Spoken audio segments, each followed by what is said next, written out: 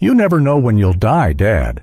Why bother planning anything? That's what my own son said to me over dinner. Have you ever had someone you raised, someone you fed and taught, look you in the eye and treat you like you were already gone? I didn't yell. I just stood up, cleared my plate, and realized something in me had shifted. Before we jump in, I want to know, where in the world are you right now, and what time are you listening? Let me know in the comments. The night it happened felt ordinary. My daughter had made roast Eric brought wine he said was too good for old taste buds, and we sat pretending the years hadn't worn us down. I tried to enjoy it, the clink of silverware, the warmth of food, but my mind stayed fixed on what I'd planned to say. I wanted to talk about the will, not because I was dying, but because I wanted order. I'd built that house with my own hands 30 years ago, kept every receipt, every drawing. I thought it was time they understood what mattered, so I cleared my throat. I've been thinking it's time we talk about the will. Nothing serious, just Eric cut in. You never know when you'll die, Dad. Why bother planning anything? He laughed like it was a joke. Nobody joined in. My fork slipped and hit the plate. For a moment I didn't move. I wanted to ask what kind of man speaks to his father like that, but the table had gone still. My daughter stared at her napkin. My grandson chewed like none of it touched him. I picked up my glass. All right, I said. No one spoke again. The television murmured from the other room, and the scrape of Eric's knife grated in my ears. I excused myself, saying I needed air. The cold met me like a wall, sharper than I expected. The neighborhood hummed with distant trains and barking dogs. I leaned on the railing and thought about all the times I'd stayed silent for peace at work when younger men talked over me, at home when Eric complained about his hard life. I'd mistaken silence for dignity, but that night it felt more like erasure. A gust carried the damp scent of grass. It used to remind me of weekends with my wife, her laugh drifting from the kitchen while she gardened. Now it reminded me how long it had been since anyone asked what I wanted. Through the door, laughter rose again, Eric showing something on his phone, probably a video. I stayed there until the roast cooled. When I came back in, the dishes were piled by the sink. Eric scrolled through his messages. "You okay, Dad?" he asked without looking up. "Fine." He nodded already, back on his phone. I almost asked if he'd meant what he said earlier, but I let it pass. That was my problem. I always let things pass. At the sink, I rinsed plates one by one. The water stung the cuts on my hands from fixing the mailbox. Steam fogged my glasses, and through it I saw my reflection, shoulders, bent eyes, dulled. I'd once managed crews argued with foremen twice my size, never afraid of a fight, until it was with my own son. Eric came up behind me, opened the fridge. "You really don't have to worry about the will, Dad. I'll handle things when the time comes." He said it kindly, maybe meant it kindly, but it stung just the same. I wanted to tell him it wasn't his to handle, that this home wasn't a form to be signed. The words stuck somewhere between pride and fatigue. "Sure," I said. "You'll handle it?" He smiled, patted my shoulder, and went upstairs. I stayed by the sink until the water turned cold. Something in me had locked tight a door I didn't know existed. A few days later, a letter from the bank showed up among the bills. I almost tossed it aside until the heading caught my eye. Confirmation of ownership update. My address, Eric's name beside mine under joint property holder. I read it 3 times before I believed it. My heart thudded slow, stubborn, like it refused to agree. I went to the bank the next day.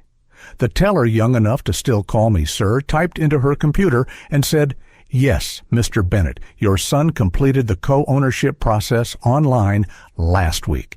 He must have had your authorization." My authorization.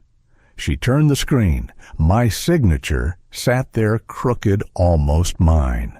I thanked her and left holding the paper as if it might explain itself. A couple crossed the parking lot arguing over something small, and for a moment I envied how simple their world seemed. That night, Eric came by, grinning, talking about market trends and real estate that never sleeps. I nodded, barely listening. When he left, the house felt too still. It was absurd to think my own son would cheat me, but the thought clung and refused to leave. Past midnight, I made coffee I didn't need and opened the old file drawer. Every deed bill and insurance record since the day I bought the lot sat there labeled precise. I'd always believed good paperwork protected you from bad surprises. The phone rang. "Martha, we hadn't spoken in months." "You sound awake," she said. "Couldn't sleep." "Something wrong." I told her about the letter and the signature that wasn't quite mine. She didn't gasp or scold, just paused and said, "Check it. People get careless with documents. Call a lawyer if you have to." I gave a half laugh. A lawyer against my own son. "Not against," she said, "for yourself." Her calm cut through the noise in my head. After we hung up, I sat there, papers spread across the table, words blurring together, clauses, codes, numbers. My eyes burned. I rubbed them and took off my glasses. I remembered bringing Eric here for the first time, 5 years old, running through the hallway with a paper airplane. I'd said, "Someday this place will be yours." Back then, it sounded like love. Now it sounded like a mistake. The kettle whistled again. I didn't remember setting it back on. The bitter smell lingered. By dawn, the kitchen looked like a storm had passed through. I left it that way and went to fix the porch railing. The work steadied me, the rasp of sandpaper, the rhythm of screws finding their hold. My phone buzzed. "Hey, Dad, you got a minute?" Eric asked. "Sure." He launched into talk about a duplex near the lake. "It's a gold mine. Just need a small loan to lock it in. Why not use your savings? I already did. But once I sell the house, our house, it'll..." He stopped, maybe realizing too late what he'd said. I told him I'd call back and hung up. The afternoon dragged. I stacked the scattered papers into a brown folder and decided to see a lawyer. It wasn't dramatic, more like weather changing. No thunder, just certainty. Martha called again that night. "You sound tired," she said. "I am. Don't ignore this, Harold. Silence is what buries people like us." I know I said, though I wasn't sure I did. The lawyer called 2 days later. His tone was calm, almost practiced. "Mr. Bennett, I reviewed the transfer papers. The signature on the co-ownership form doesn't match the deed. The slant and pressure differ, subtle but clear." I let his words settle before asking, "So it might be forged?" "I'm saying it's inconsistent. Someone could have used an image of your signature. Happens all the time." When the call ended, I sat at the table, palms flat on the wood. A dull ache grew behind my ribs, not anger, just disbelief spreading slow. I remembered Eric handing me a stack of forms months ago, telling me to sign for a tax deduction. I hadn't read a line. I'd trusted him. Later, I drove to the park by the river. Martha waited with 2 paper cups of tea. "You look worn out," she said, passing one over. "I am." I told her about the forged signature. She listened, then said, "You need to act. You can't keep letting things slide." "I don't want to drag my son into court," I said. "He's all I've got." She turned toward the water. "Then you'll keep losing yourself until there's nothing left to protect. Silence doesn't bring peace. It just hides the mess under a rug." Her tone was steady, like someone who'd learned that truth the hard way. A couple passed with a dog. Children fed ducks near the pier, and life went on indifferent to the fact that a father had just realized his son had betrayed him. "I don't even know where to start," I murmured. "Start by not pretending it didn't happen," she said. "Print everything. Don't trust what's online, and Harold, don't tell him yet." I nodded, throat tight. We didn't talk again until the tea turned cold. Back home, I went straight to the desk. The drawers smelled faintly of dust and old wood. I pulled out folders, receipts, even the floppy disks from my years at the City Works Department. Every document felt like a piece of proof that I had once been careful. I spread the papers across the floor, tracing dates and signatures. My handwriting wavered with age, never as neat as the one on that forged file. That line was too smooth, too perfect. Someone had practiced. I didn't eat. The thought of food made my stomach twist. I sat cross-legged, noting every inconsistency, dates, logins, digital forms. One document carried Eric's email address beside the property submission. That single clue felt heavier than all the rest. I wanted to call and ask why, but the thought of hearing his voice drained me. I'd raised him to be ambitious, clever. Maybe too clever. Maybe I'd taught him how to take before he learned how to respect. A noise brushed across the porch. Probably a neighbor, but I turned off the lamp anyway. Not fear, just caution.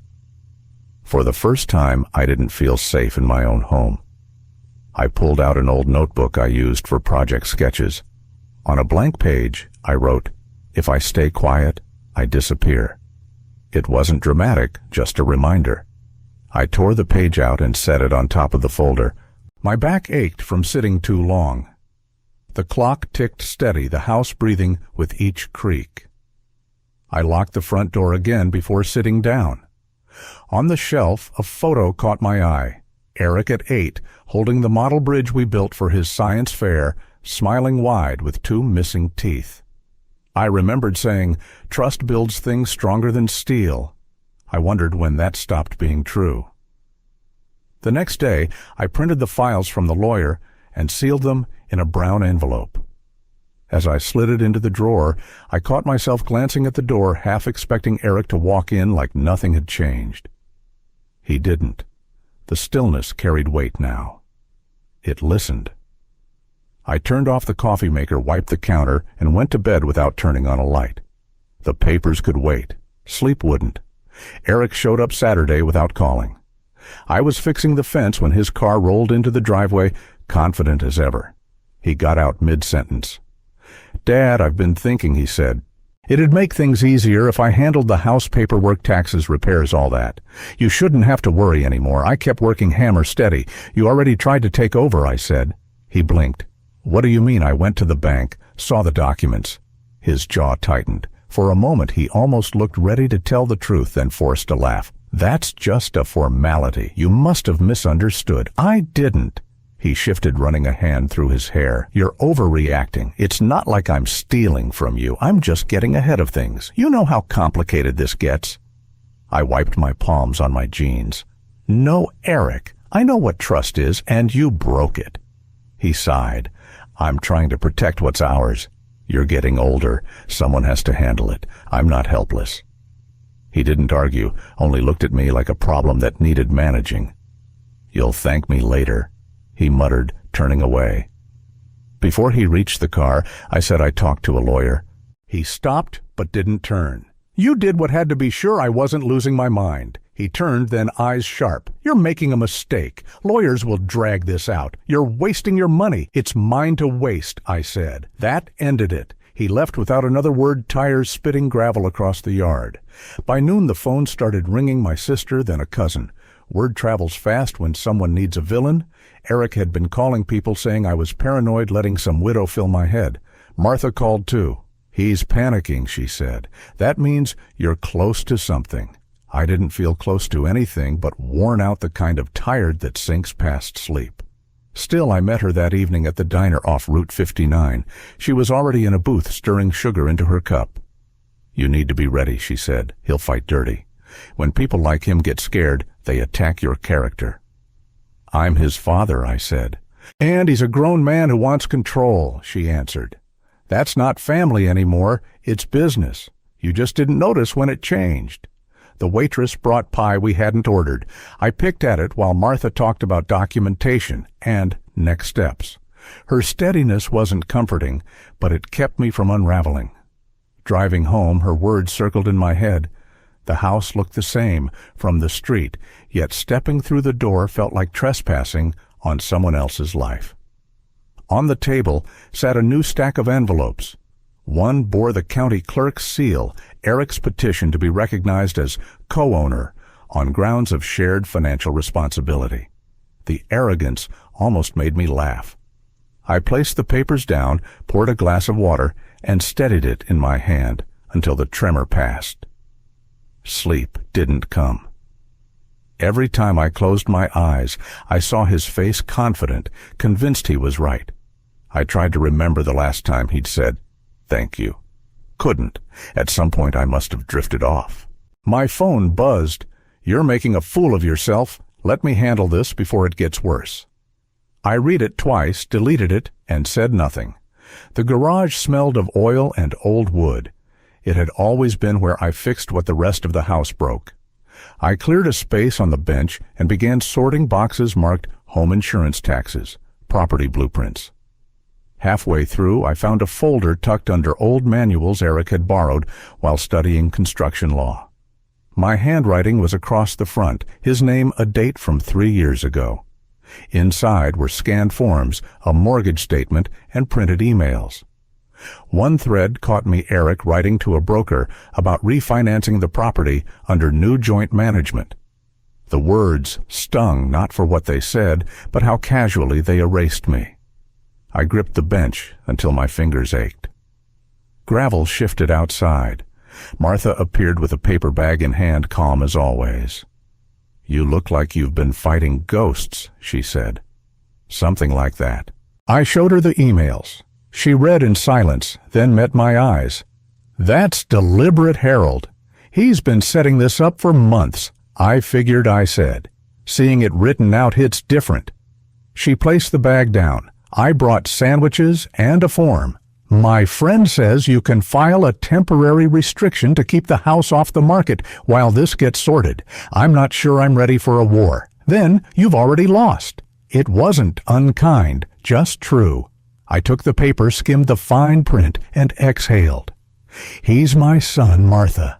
"I know," she said softer now. "That's why you're hesitating. But protecting yourself doesn't make you less of a father. It just stops you from being his victim." That word stuck. Victim. I'd built my life around avoiding it, working double shifts, paying things early, fixing what broke. Yet here I was, undone by the one person I thought I'd built everything for.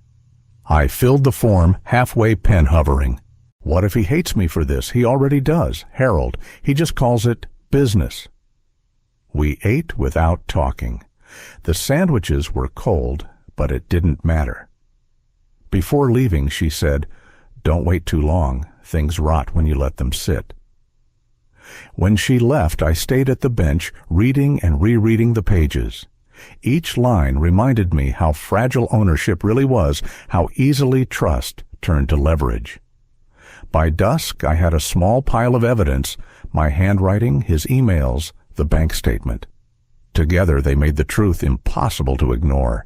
I listed every date, transaction, and conversation that could matter. It wasn't anger pushing me, now just clarity. My phone buzzed. Eric. "Dad, I heard you've been talking to lawyers," he said. "That's not smart. You're making this worse. I'm just making sure what's mine stays mine. You don't even understand half those papers. You're letting people take advantage of you." "Funny," I said. "That's what I thought you were doing." He went silent. His breathing came fast. "If you want to play this legal game, fine. But don't come crying when you lose." "I'm not crying, Eric. I'm reading." I hung up. The lawyer's office sat in a narrow block, downtown, wedged between a print shop and a diner that always smelled faintly of burnt toast. I went early before traffic picked up. The receptionist offered coffee I didn't need. I waited with the brown folder on my lap. When he called me in, I explained everything. The forged forms, the emails, the petition Eric filed. He listened, pen scratching, without pause. When I finished, he said, "You're doing the right thing, Mr. Bennett. This isn't about pride. It's about ownership." That word stayed with me, ownership. Not just of the house, but of myself. We signed the papers, restoring my authority and blocking any pending transfers. He walked me through every clause, but I barely heard. His voice was steady, almost soothing, like instructions for repairing something that should have been fixed long ago. By the time I stepped out, the sky was dull gray. Cars moved slowly through half-awake streets. I drove home in silence, mind crowded with the sound of what I'd just done. The house met me like it always did, still waiting. The phone blinked with new messages. I didn't check them. I hung up my jacket, grabbed a rag, and began wiping the counters. Cleaning steadied me. The floor creaked under my steps, a sound that used to comfort me. Now it just reminded me how long things had been wearing down. When the phone rang again, my hands were wet from scrubbing. I dried them and answered. Eric's name flashed on the screen. "You filed something," he said. His tone was flat. "I did. You think this ends well? You're dragging family through court. I'm protecting what I built. You built it for us for me. I'm just taking care of it." By taking it from me, he hesitated. "You're being manipulated," he said. "That woman Martha, she's feeding you paranoia. You give her too much credit. This was my call. Then it's the wrong one." I hung up before saying something I'd regret. My hand trembled as I set the phone down. Not from fear, just the weight of it all. Wind rose, scattering dry leaves along the porch. I stepped out to secure the bins, needing the movement more than air. Across the street, Mrs. Klein watered her roses and waved. I waved back, pretending everything was fine. Later, I met Martha at a cafe near the courthouse. She had her usual notebook and that calm that made other people breathe slower. "How'd it go?" she asked. "I signed. He's officially blocked." "Good," she said. "Now let the system work.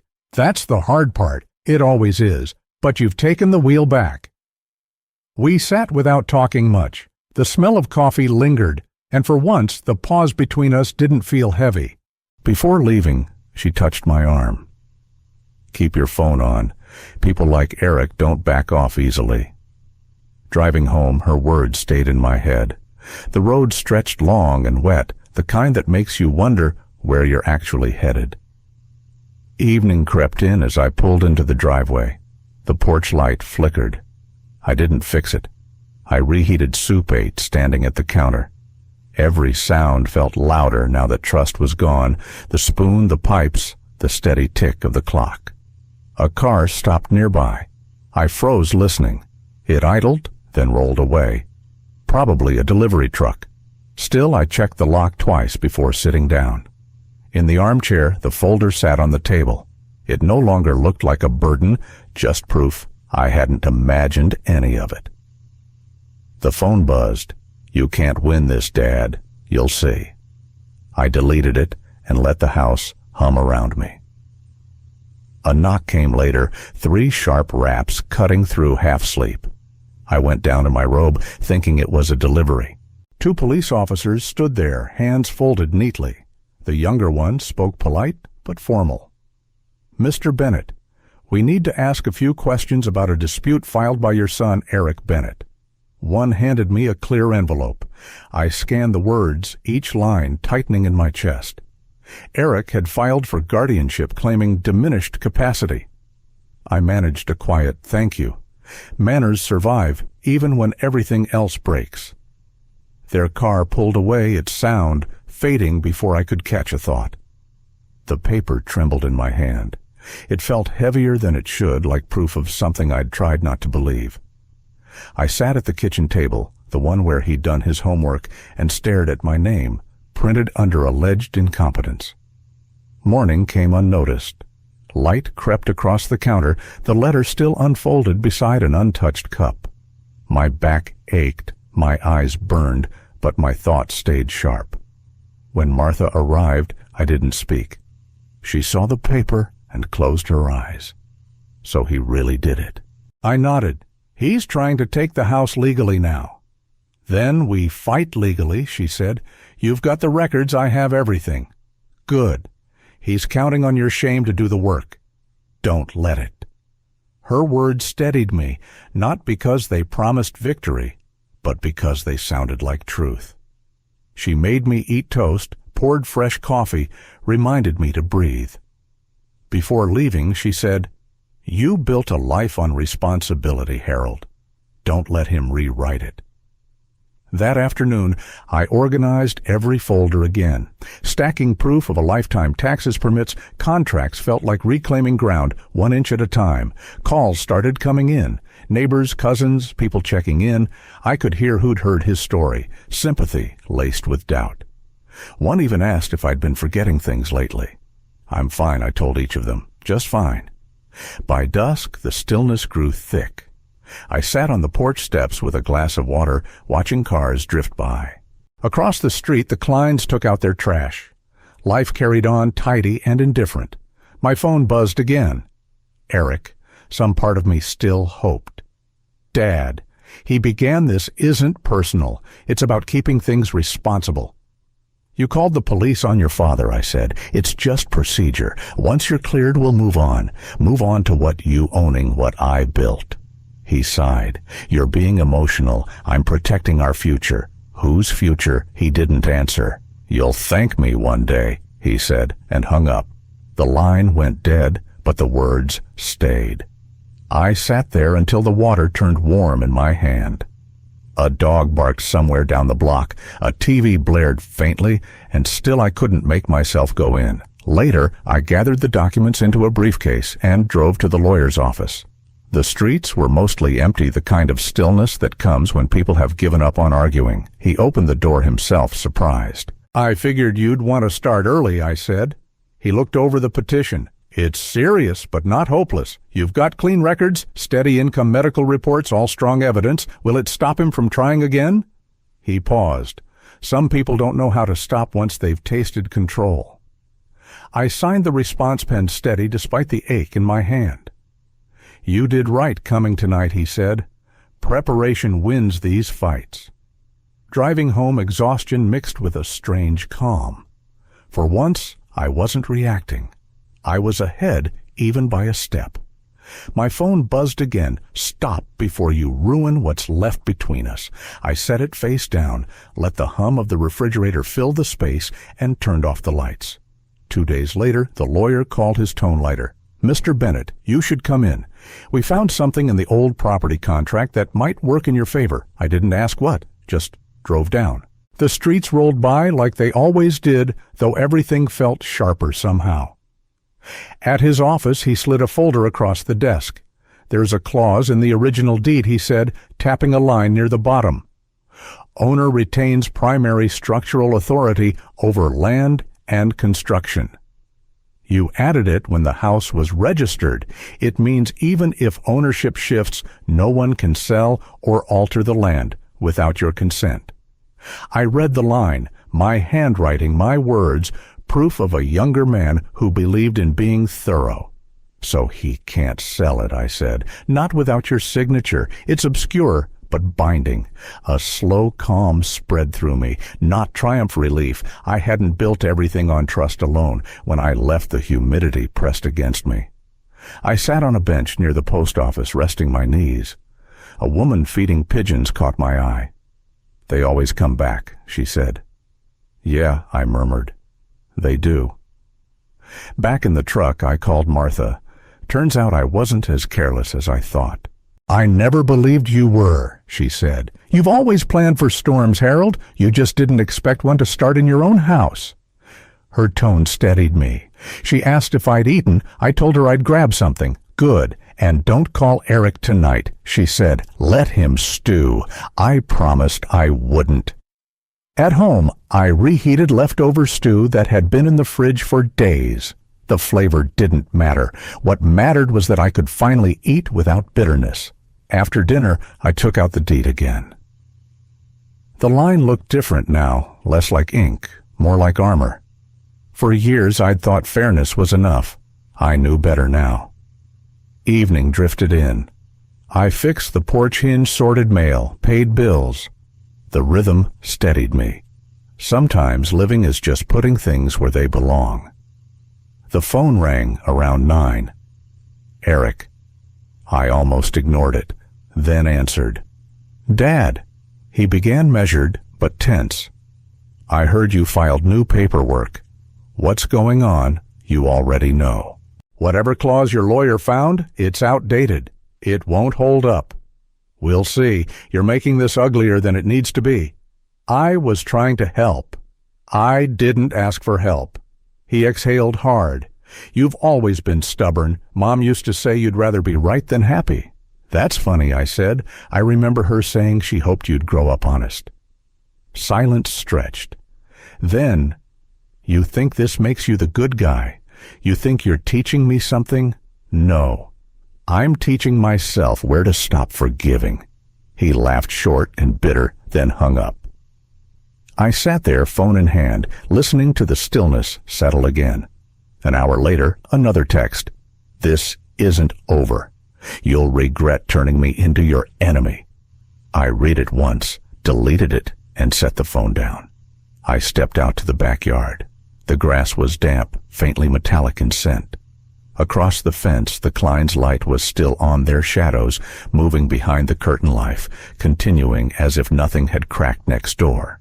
Leaning on the railing, I thought about all the years teaching Eric patience, how to wait for things to grow.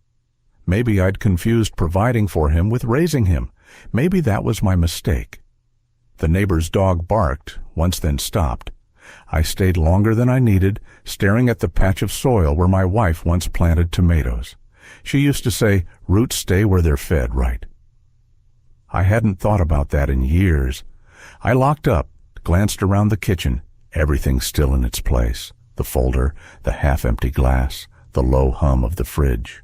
Ordinary things holding steady while everything else shifted. The days that followed felt stripped down. I woke early from habit, not rest. The coffee maker sputtered while I reread the clause, tracing each word like a promise I'd once made and forgotten. It wasn't about winning anymore, just keeping what was mine from being rewritten by someone who thought blood gave him the right to take it. The lawyer called to confirm the hearing date. 2 weeks, he said. Plenty of time to gather statements. Martha agreed to testify if needed. That won't be necessary, I told him, but thank her. After the call, I stared at the receiver, then dialed Eric's number. It rang 4 times before voicemail. I didn't leave a message. I grabbed my jacket and went for a walk. Pavement slick from last night's drizzle streets, still damp. I passed the hardware store, the barber shop, the bakery, where my wife used to buy cinnamon rolls. People nodded as I walked by, unaware that a man can lose everything without leaving his own street. Halfway down the block, I stopped at the real estate office where Eric used to work. His name was still painted on the glass. I thought of the boy who once followed me around job sites, asking, how do you make sure it never falls? I'd always said, you build it right the first time. Maybe that was the mistake, believing lessons stayed fixed once learned. When I got back, Martha was waiting by her car. She handed me a stack of papers. You should see this, she said. Eric's company's being investigated for fraudulent appraisals. Not public yet, but soon. I skimmed the pages, my stomach tightening. He's dragging me down with him. Not if you stay ahead, she said. This isn't just about property. Now it's about credibility. The idea of my son's name tied to fraud hit harder than any argument we'd had. What happens when this comes out? Then people finally see the truth, she said. Maybe that's not the worst thing. We sat on the porch for a while. She talked about her garden, how frost killed most of her roses. I nodded, pretending that kind of small peace still existed. Before leaving, she said, you can't fix his conscience, Harold. Only protect yours. After she drove off, clouds gathered again. There's a point where anger burns itself out and leaves something colder, clarity or resignation. I wasn't sure which it was. Later, Eric called. His tone was smooth, practiced. I heard you're digging into my business. I didn't have to dig, I said. It found me. Those reports are lies. Competitors trying to ruin us. Does that include the part where you forged my name, Silence? I could hear him breathing. You think that clause will save you, he said. You're clinging to a pile of wood that's falling apart. This house is still standing. Not for long. He hung up. The day blurred after that. I fixed a hinge, sorted old photos, found one of him as a teenager beside the truck we rebuilt. His face was full of pride back then. I put it back in the drawer. By dusk, I called the lawyer again. File whatever you need, I said. If he wants a fight, we'll do it right. He agreed, promised to have papers ready by Monday. When we hung up, the house felt heavier. I turned on a lamp and watched the street. A car slowed near the driveway headlights, lingering before moving on. I didn't bother checking. Suspicion had become routine. I locked the door, poured a drink, and sat back down. It burned going down, but I didn't chase it. Martha's words echoed, "Protect your conscience." Maybe that's what this was, staying upright even when no one cared if you did. Another text came through. "You're destroying everything Mom wanted." I typed back, "She wanted honesty. The rest is up to you." Then set the phone aside. The courthouse smelled faintly of paper and disinfectant. I waited by the water fountain, gripping the folder until my knuckles turned pale. Eric was already inside with his lawyer, pacing like a man rehearsing a pitch. Through the glass panel, I caught the outline of the suit, the posture, the confidence none of the boy I'd raised. When the clerk called us in, I walked to the table, nodded to the judge, and sat. My lawyer whispered that the clause would hold. I didn't answer. I just wanted it over. Eric's attorney began describing me as a man in decline, someone struggling to manage his affairs. His tone was cool, clinical, like he was presenting a broken appliance. Each sentence landed light but steady, like small taps to the ribs. When it was my turn, the judge asked simple questions. Name, occupation, years of ownership, income. I answered plainly. The judge listened, jotting notes. Then came the question I'd waited for. Do you have documentation proving continued management of the property? My lawyer slid the folder across the table. Tax receipts, permits, maintenance bills, everyone signed and dated. The judge flipped through them, then looked up. Eric shifted in his chair. The tension worked through his jaw. When his lawyer tried to speak, the judge raised a hand. I'll review these myself. The room went still. Even the clerk stopped typing. Eric leaned closer, voice low but sharp. You're making a fool of yourself, Dad. I think you've handled that part, I said evenly. His lawyer touched his sleeve. This time he stayed quiet. The judge spoke at last. The petitioner, he nodded toward me, appears competent and fully in control of his estate. Unless new evidence arises, this case will be dismissed. Relief didn't come as a rush, just an easing like weight forgetting how to be heavy. Court adjourned. Eric gathered his papers quickly, eyes fixed elsewhere. His lawyer tried to speak, but he brushed past and left first. Rain had started again, light but steady. Across the street, Martha waited by her car. She waved once, and I crossed over. Well, she asked. He lost the first round. Her face softened, then stand taller. I just feel tired. That's what winning feels like sometimes. We stood together under the overhang as people streamed past umbrellas, bumping shoes, slapping wet pavement. It all looked normal again, as if the world had been waiting for me to catch up. She offered a ride. I declined.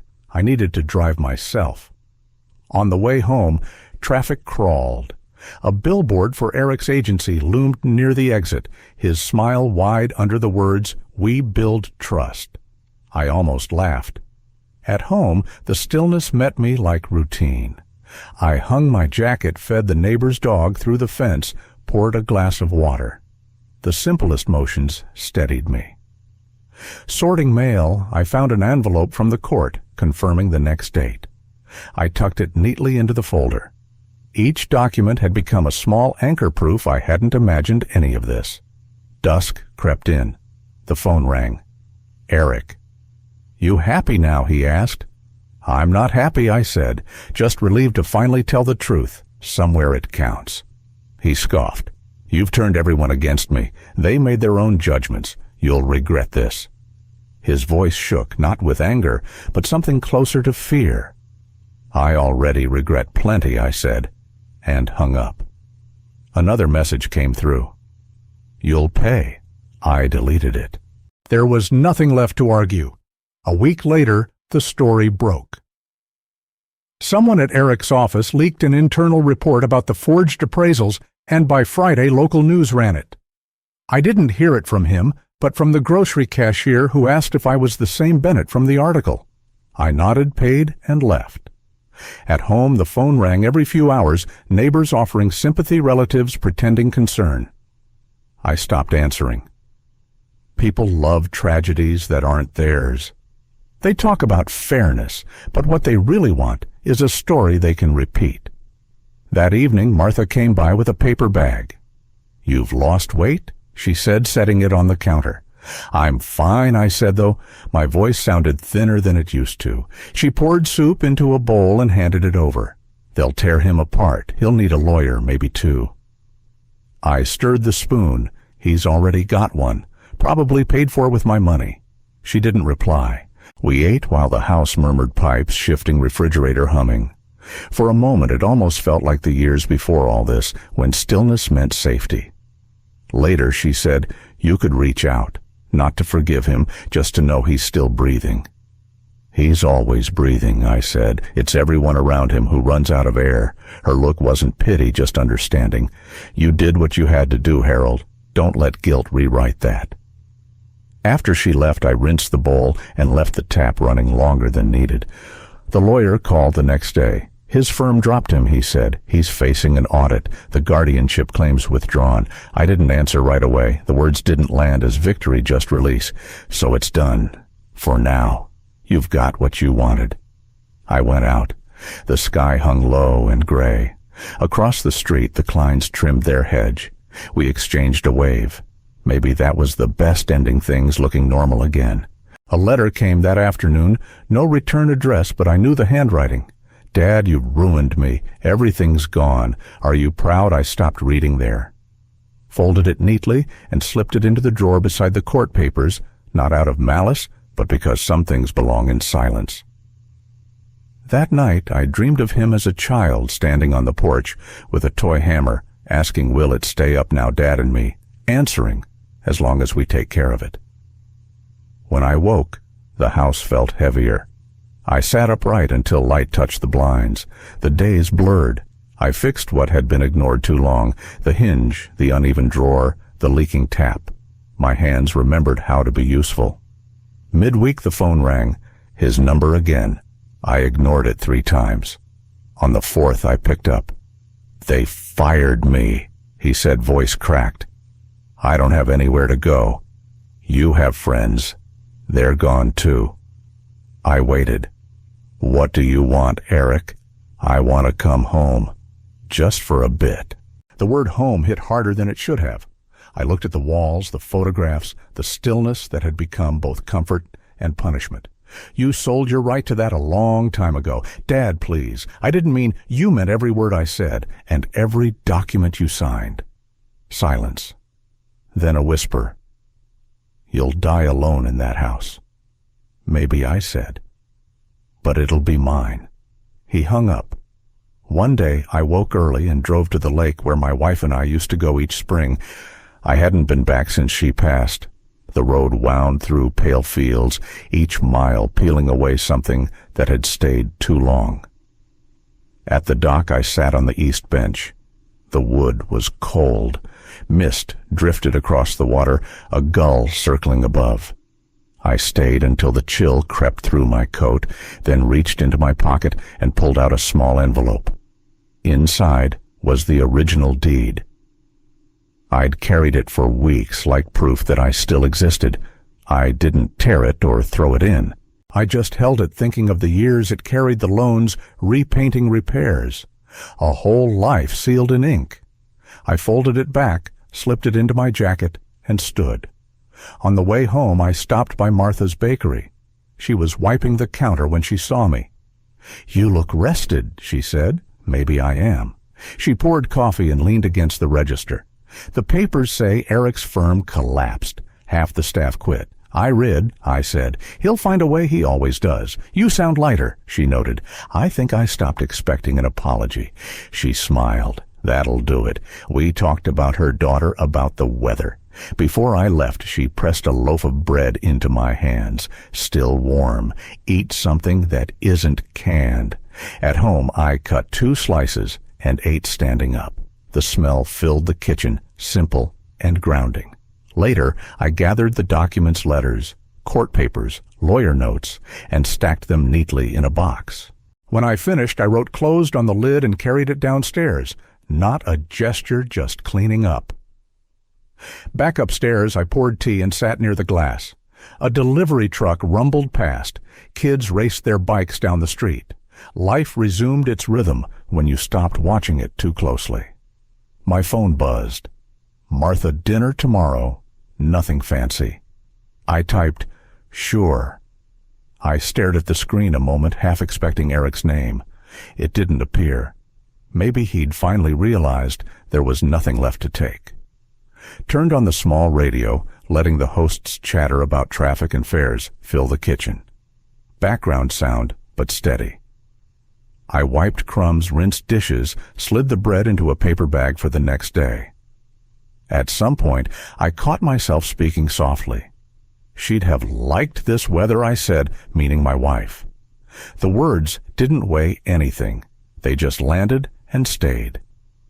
The phone buzzed once more. Martha again. Bring that old photo album tomorrow. I want to see you with hair. I laughed, sent a thumbs up, and set the phone aside. The sound didn't echo. It simply existed. When I stood to turn off the lamp, I noticed a small water stain on the ceiling. Tomorrow, I thought, I'll fix that. The idea felt like ownership, not labor. Upstairs, I folded my jacket, slid the deed beside my watch, and turned off the lamp. My knees ached, but the weight in my chest was gone. The day of the final hearing came, without ceremony. I woke before dawn, brewed coffee, and sat at the table, watching steam curl from the cup. Everything was packed, documents, receipts, the deed, and a photo of the house from 20 years ago. I wasn't sure why I brought it. Maybe proof of something that didn't fit in legal terms. The drive downtown was slow, the city half asleep, trucks and buses drifting through empty streets. I parked near the courthouse and waited, watching lights blink on in the tall buildings. Waiting had become habit. Pause before speaking, pause before trusting, pause before letting anyone close enough to wound you again. The same judge presided. Eric sat 2 rows ahead with a new lawyer, younger, less confident. He looked worn, red eyes, jaw tight, hair uncombed. When it began, his lawyer spoke first. He called my actions spiteful, said I'd weaponized the law to humiliate my son. I didn't react. Words like that stopped cutting once you'd heard them enough times. My lawyer stood. Mr. Bennett acted within his rights, he said. Ownership remains his. His son's losses are his own making. The judge flipped through papers. The court finds no grounds to reopen this case. Ownership stands. Petition dismissed with prejudice. That was it. Months of strain folded into one sentence. The gavel dropped, final not triumphant. People filed out. I stayed seated. So did Eric. For a moment we were 2 strangers caught in the same silence. Then he turned. You really think this makes you better than me? I didn't answer. He laughed softly. You destroyed your own son.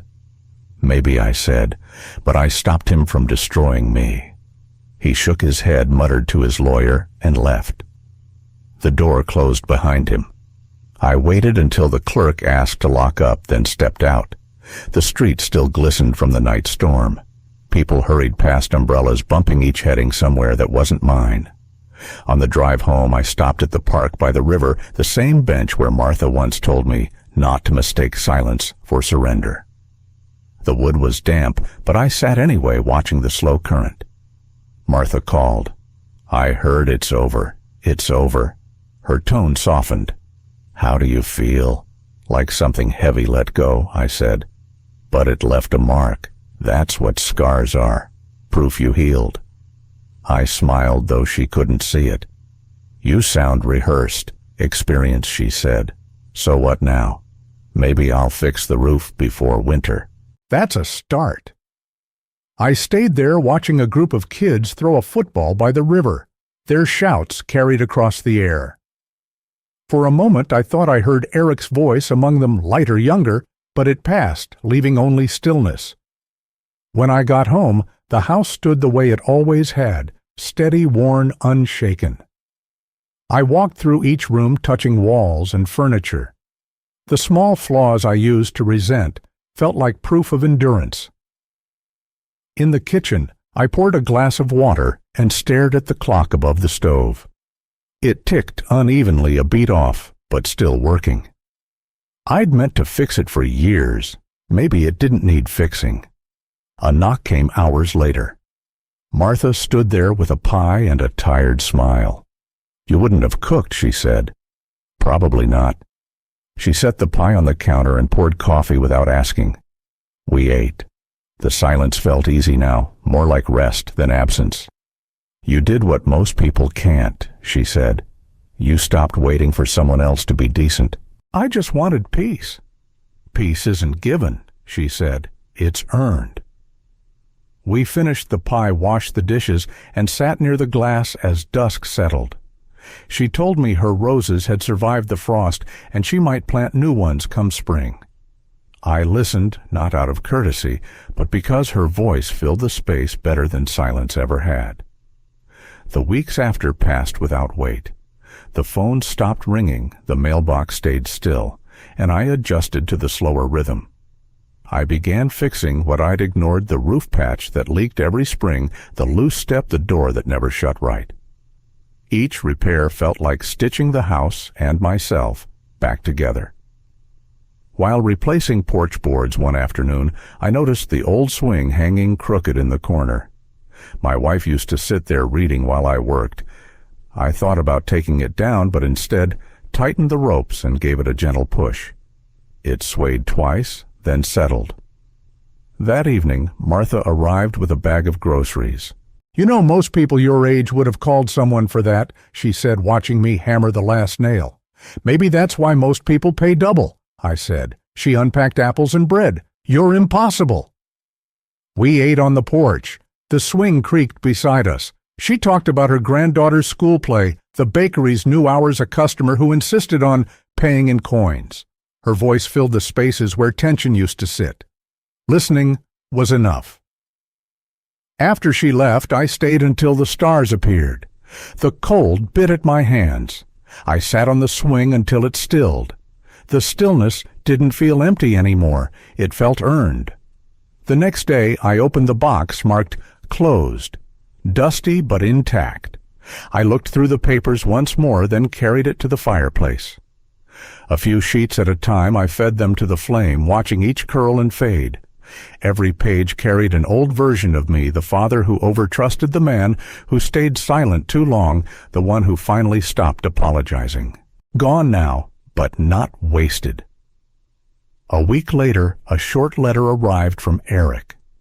"Dad, I've taken a job out west. I don't expect forgiveness. I just wanted you to know I'm trying to start over."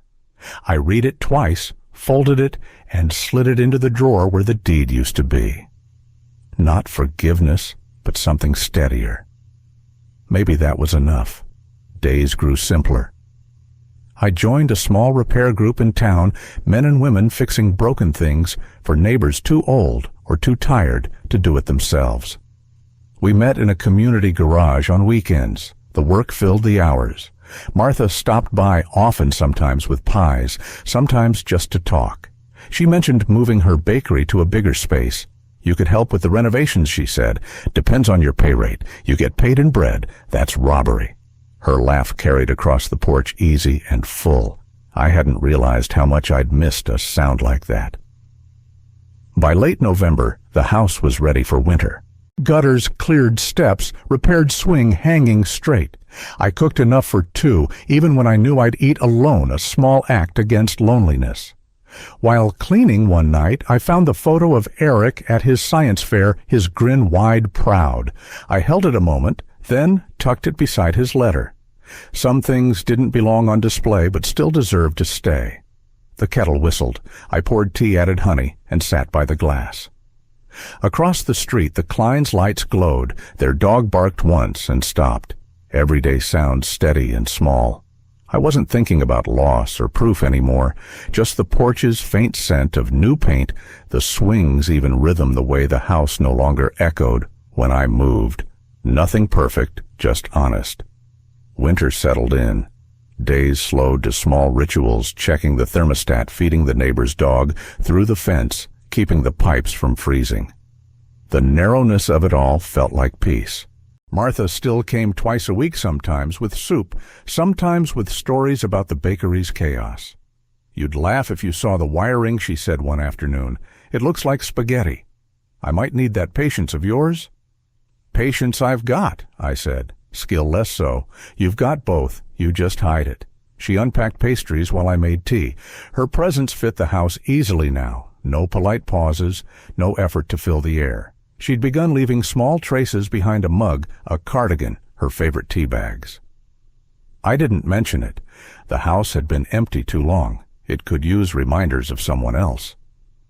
After she left, I walked through the usual checks locks, switches, the soft shuffle of habit. In the living room, the box of old photos waited on the bottom shelf. I hadn't touched it in months, but that night I pulled it out. Most of the pictures were familiar birthdays trips, my wife in the yard with her apron pockets full of tools. Near the bottom one, I didn't remember Eric asleep on the couch, her hand resting on his shoulder. I traced the edge of the photo. Not grief, not anger, just the quiet that comes after both have burned away. I slid it back and closed the box. Snow fell the next day, thick and slow. I shoveled the walk resting between rows. The rhythm steadied me. Martha called mid-task. "You'll catch a cold," she said. "I've survived worse. You always say that." "Well," I said, leaning on the shovel so far, "it's true." She laughed warm even through static. "Come by later. I'll make stew." By the time I reached her bakery, the snow had stopped. She'd closed early. Only the kitchen glowed. Bread scent filled the room. We ate at one of the small tables. She talked about a young couple buying their first house nearby, arguing about curtains but laughing through it. "They remind me of us," she said.